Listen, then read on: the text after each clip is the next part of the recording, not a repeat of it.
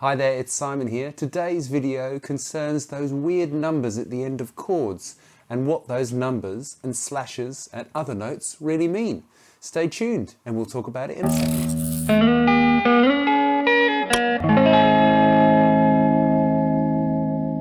So, first up, I wanted to quickly explain how chords are made in the first place.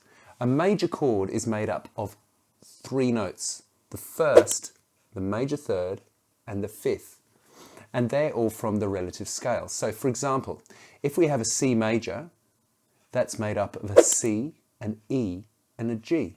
As you can see here just below, I've got all the notes of C major from C through C, and I've numbered them 1, 2, 3, 4, 5, 6, and 7. And then 8 is the octave. So to make that major chord, we need the first, the third, and the fifth. Now, if we wanted to make, for example, a C sus4, the sus really means that we're suspending the third in favour of the fourth.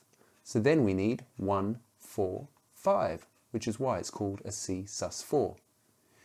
We keep moving that around and you'll find that if we have a C7, the spelling, if you like, for that is 1, 3, 5 and a flat or dominant 7.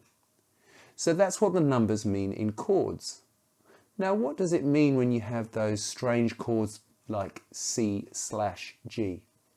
I remember when I was a kid and I was learning, and I thought that meant you played a C and then a G, which clearly was wrong. The lowest note in any chord is just the name of the chord. So you have C major, the lowest note in that is a C. So if I have a C/G, what the music is trying to tell me is that I'm playing a C chord and I have a G in the bass. And that's why when you play these open chords, you have like a D and you play the top 4 strings. And you're not going to play the low E and the low A. Because the lowest note in a D major is, that's right, D. The lowest note in an F major is, I can hear you shouting, F. The lowest note in a G major is G. So, what you'll see is it doesn't matter how complicated the chord sounds. Let's say we've got an E7 with a sharp 9. What do you reckon the lowest note in that is?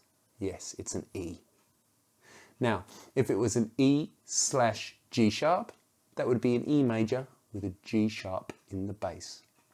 And that is what the numbers mean in chords. You see, it's really pretty straightforward. So the things that I need you to learn to start understanding this a bit better are, number 1, the notes in every major scale. Number 2, formulas around chords. So learning what notes or what numbers are in each chord. So for example, a major chord, 1, 3, 5. A minor chord, 1, minor third, 5. A dominant 7 chord, 1, 3, 5, flat 7. A major 7 chord, 1, 3, 5, 7, and so on and so forth.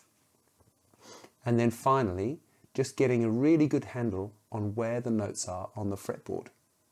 The thing is, with a lot of this music theory stuff, it's a lot of discrete different bits of knowledge. So if you learn one thing, then you learn the next thing and the next thing and the next thing, eventually what you'll find is you'll be able to see the whole picture. It's a bit like learning to see colours. You learn to see all the red colours and then the blue colours and then the green colours and the yellow colours and the purple and so on and so on. Eventually you'll be able to see the whole picture. It does take a bit of effort, but honestly, it's pretty straightforward and it's pretty rote learning sort of stuff, and you can do it no problem, I'm sure. So if you're interested in more of that sort of stuff, let me know. I'm happy to have a chat with you about it. If you'd like to send me a note, I'm happy to send you a chord formula chart so that you can start learning yourself. And I will see you next time. Please do subscribe and click the like button, and also click the bell to get notifications of when these lessons arrive. And if you're able, spend $3 a month and join my Patreon team who help pay for these videos. I will see you next time. All the best. Thanks for watching.